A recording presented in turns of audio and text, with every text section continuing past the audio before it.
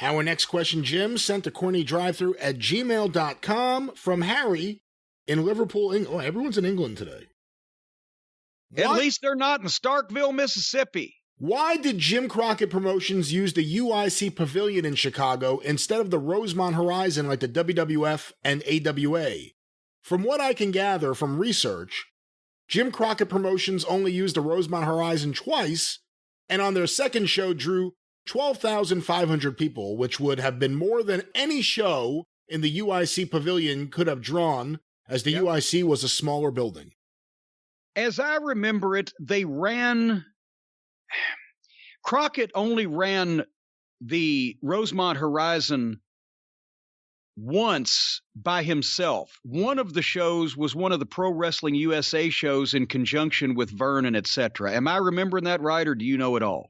I don't know off the top of my head. Obviously, he was working with Vern in 85 with Pro Wrestling USA. Right. And the point is, Vern had a long-running relationship with the people at the Rosemont Horizon, because after the International Amphitheater, that had been the location for wrestling in Chicago, and the AWA had run there many times, right? But when Vince started expanding, he always wanted to go to the major building in any market.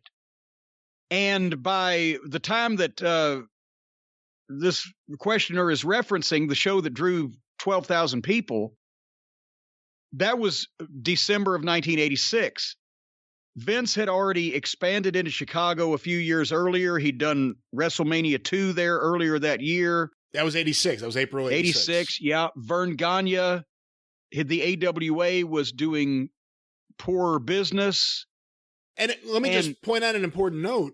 I don't think Vince did that well in the Rosemont Horizon for WrestleMania 2, even with the Chicago Bears. I don't think they sold it out. No, they didn't sell out. But the thing is that Vince was giving he was tying up all these buildings. He was giving them dates, and he was requesting non-compete windows of as much as he could get on either side. So the way that it used to be done is you couldn't, if Vince McMahon was running the Rosemont Horizon, he could tell the Rosemont Horizon, I don't want any other wrestling here than me, but that necessarily wouldn't mean anything on its own. And you couldn't legally, the Rosemont Horizon couldn't then turn around and tell other promotions, well, you can't come in because we've got Vince. Some places in history that's been done and they got away with it. But in this period, they couldn't. But if you said, I'm going to run the Rosemont Horizon, I'm going to contract with you to run your building 8 times a year, right? Which is basically an average of every 6 weeks, right? 6, 7 weeks. But I want a 3-week non-compete clause that a similar event can't be in your building 3 weeks before or 3 weeks afterwards. You can rent to whoever you want to, but not 3 weeks in front of or 3 weeks after me, because that's stepping on my business. And that's how he kept other people out. So Gary Juster's the one that got that date in December of 86. Gary at the time had been he started in the wrestling business working for Vern, and he knew a lot of people in the Midwest. He's from Minnesota. They were able to get in there, and possibly, I wasn't in the negotiations, but it may have been, they checked, the Rosemont Horizon called Vince McMahon, and Vince said, all right, well, let them in, let's see what they do. And then they saw what they did, and they didn't want them in anymore.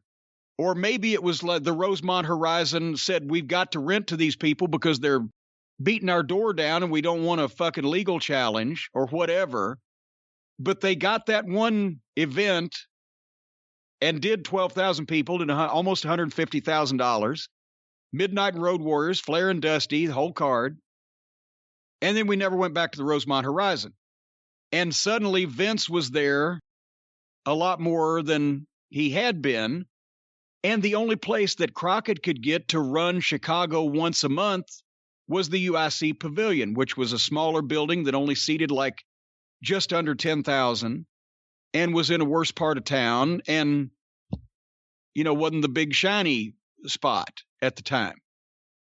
And that's the way it happened until gosh, I guess it was the mid-90s that finally Vince bailed on the Rosemont Horizon and went to United Center. Yeah. But that's how that happened in those days, in that you couldn't, in some cases, completely legally shut somebody out of a building entirely, but you could give them enough dates and get a non-compete window on either side that you effectively legally shut them out of the dates, unless they wanted to run the one Thursday that would be in the 5-day period in between your non-compete window.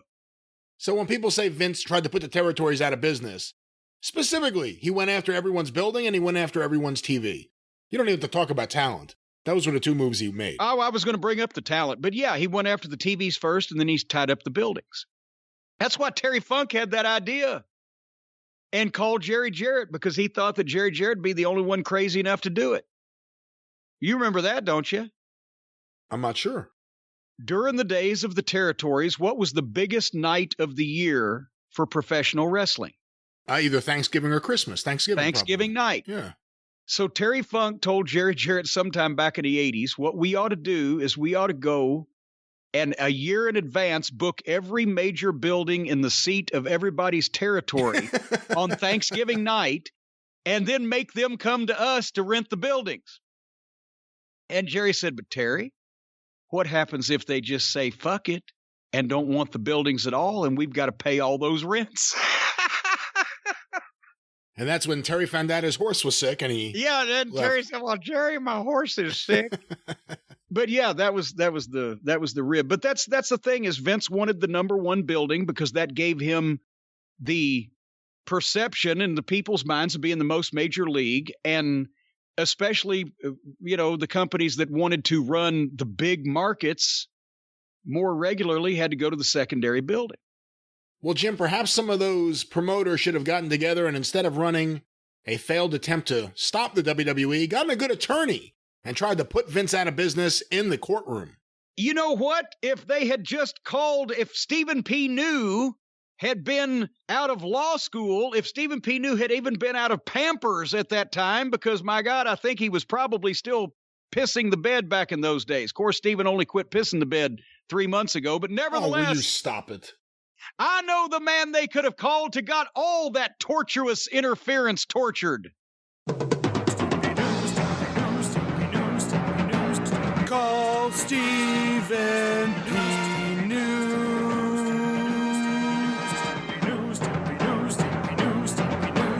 If you need to sue.